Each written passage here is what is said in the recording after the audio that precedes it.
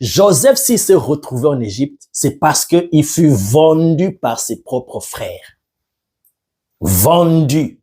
Ses frères ont consolidé de le tuer. Après, ils se sont dit non, on va le vendre, on va se débarrasser de lui et on va dire à notre papa qu'il est mort.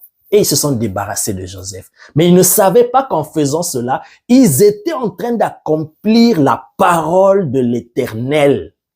Les promesses de Dieu étaient en train de s'accomplir. My God. La main de Dieu était en train d'agir secrètement. Voilà pourquoi maintenant dans Psaume chapitre 105, verset 17 que nous venons de lire, un verset étrange qui semble contredire la version de l'histoire que je viens de vous raconter, qui est rapportée dans Genèse, chapitre 37. Ici dans Psaume, on dit, Dieu envoya devant eux un homme, Joseph.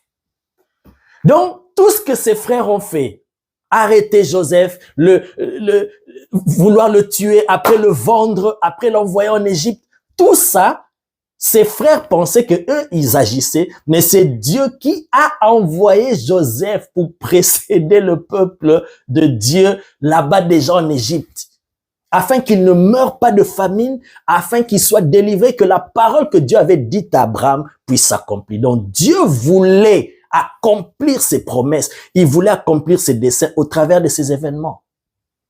Dans Genèse, on voit que c'est les frères de Joseph qui l'ont vendu en Égypte, mais dans Psaume, par l'Esprit de Dieu, le psalmiste nous dit que Dieu avait envoyé Joseph. Mais Dieu, comment il a envoyé Joseph? Au travers de la main de ses frères qui l'ont vendu. Oh my God! Quel puissant verset. Dieu envoya devant eux un homme, Joseph, qui fut vendu.